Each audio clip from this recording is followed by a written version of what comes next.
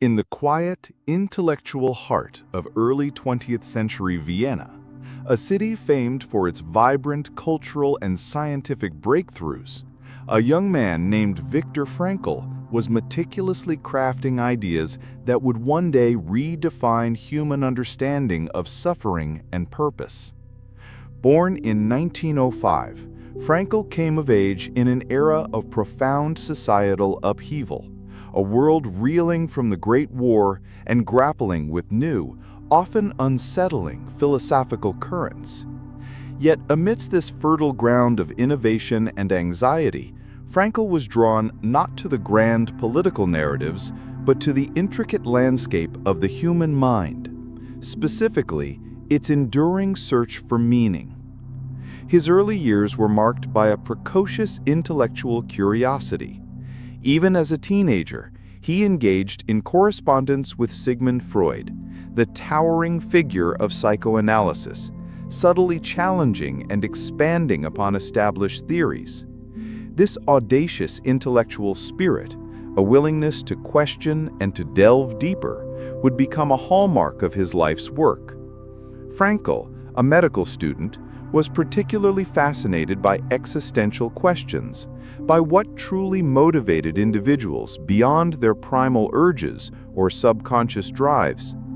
He began to forge his own path, developing what he would later term logotherapy, a school of thought centered on the premise that the primary motivational force in humans is the search for meaning. Unlike Freud's emphasis on the will to pleasure, or Alfred Adler's focus on the will to power, Frankl argued that it was the will to meaning that truly drove human beings, especially in times of crisis.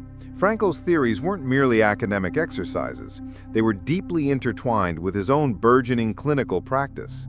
As a young physician, he saw firsthand the struggles of his patients, particularly those grappling with depression and existential angst. He observed that many of their anxieties stemmed not from repressed desires, but from a profound sense of emptiness, a lack of meaning in their lives.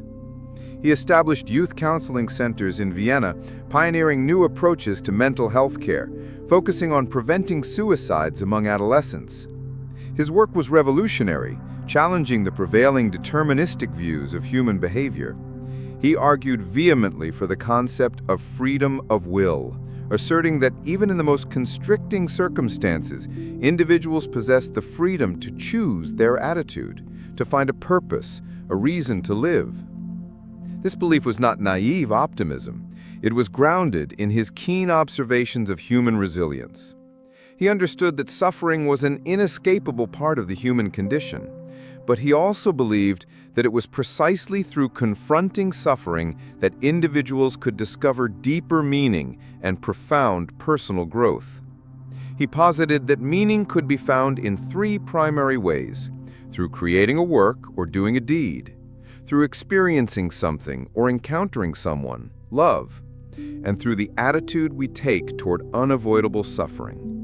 These ideas, revolutionary for their time, were about to be tested in a crucible of unimaginable proportions. The political winds in Europe were shifting, and the dark shadow of Nazism was beginning to fall across Austria, threatening to engulf everything Frankl held dear, including his life and his intellectual legacy. The year 1938 marked a grim turning point. The Anschluss, the annexation of Austria into Nazi Germany, shattered the fragile peace of Frankl's Vienna. What began as a creeping dread quickly escalated into a horrifying reality. Jewish citizens, including Frankl and his family, found their lives systematically dismantled. Their rights were stripped away, their possessions confiscated, and their very existence criminalized. Despite the escalating danger, Frankl, then a prominent neurologist and psychiatrist, initially managed to avoid the worst. He secured a visa to America, a chance at escape. Yet, in an act of profound selflessness, he tore it up, choosing instead to remain with his elderly parents. This decision, born of filial love and a deep sense of responsibility, sealed his fate and set the stage for the most harrowing chapter of his life. He continued his work as head of the neurological department at Rothschild Hospital, one of the few hospitals where Jewish patients could still receive care. Here he bravely and often secretly helped many patients feign mental illness to avoid deportation, an act of quiet defiance against a monstrous regime. But the reprieve was temporary. By 1942, the Frankl family's turn came. They were deported to the Theresienstadt ghetto, a so-called model ghetto used by the Nazis for propaganda purposes, but in reality, a transit camp to the death camps. Here, Frankl's medical skills were put to a different, grim use, treating the sick and dying in appalling conditions, while desperately trying to keep his family alive amidst starvation and disease. From Theresienstadt, Viktor Frankl was eventually transported to Auschwitz, the epicenter of Nazi extermination. The horrors he witnessed and endured in Auschwitz and later in other camps like Turkheim and Kaufering were beyond human comprehension.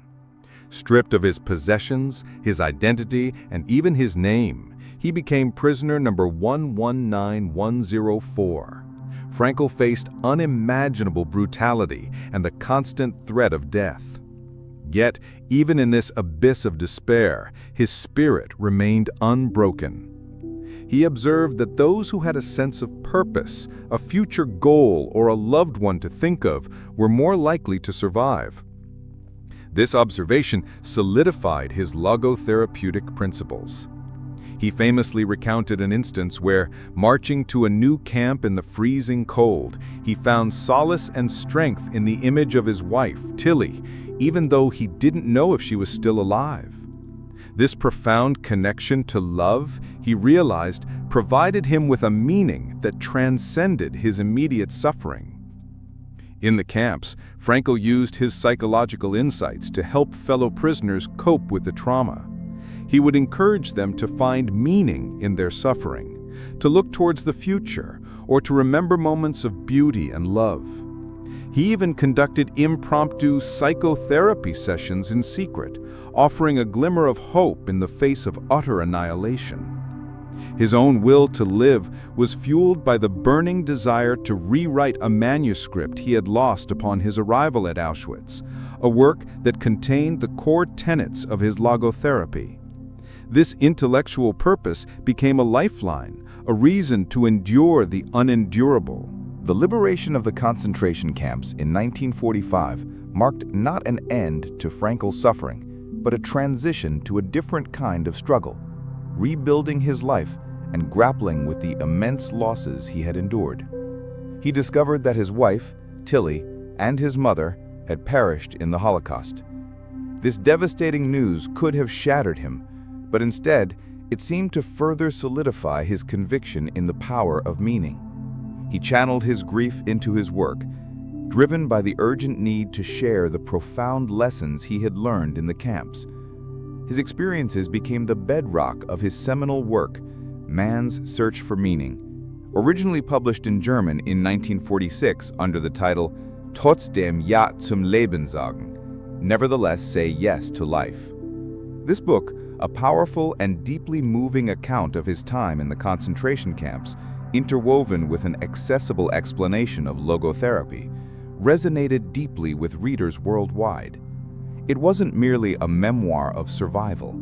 It was a profound exploration of the human capacity to find meaning in even the most atrocious circumstances, and how that search for meaning is the key to psychological well-being.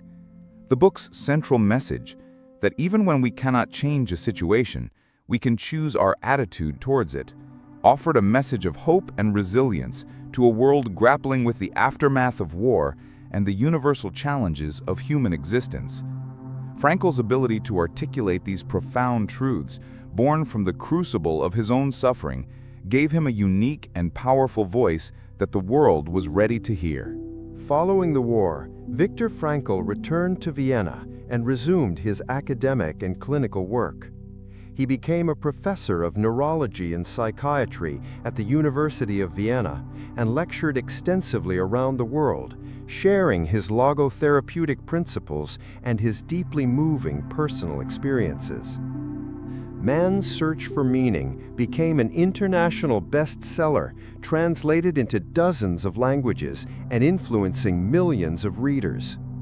Frankl's message was not one of simple optimism, but of tragic optimism, the ability to find meaning in spite of pain and suffering. He emphasized that meaning is not something to be found, but something to be created and discovered in every moment of our lives, whether through work, love, or courage in the face of adversity. He stressed the importance of personal responsibility and the freedom we always possess to choose our attitude, even when our external circumstances are beyond our control. His work resonated particularly with those who had experienced trauma, loss, or existential crises, offering a framework for understanding and navigating their suffering. Frankl's logotherapy stood in contrast to purely reductionist or deterministic views of human psychology, affirming the unique spiritual dimension of human beings and their innate capacity for self-transcendence.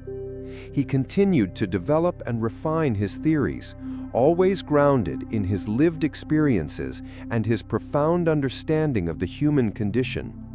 His work extended beyond the realm of psychology, influencing fields such as philosophy, education, and theology. Viktor Frankl, the Viennese psychiatrist who survived the Holocaust, became a beacon of hope and a powerful voice for the enduring human spirit. Viktor Frankl's legacy continues to inspire and challenge us today. His profound insights into the human search for meaning remain remarkably relevant in a world often characterized by uncertainty and suffering.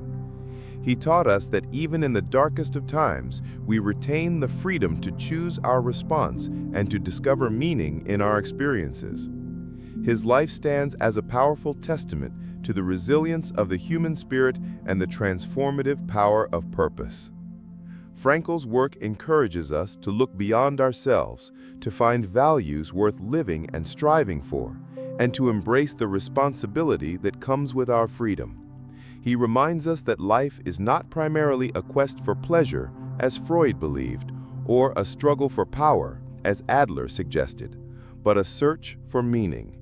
And this search, unique to each individual, is what ultimately gives our lives significance and allows us to transcend even the most unbearable hardships.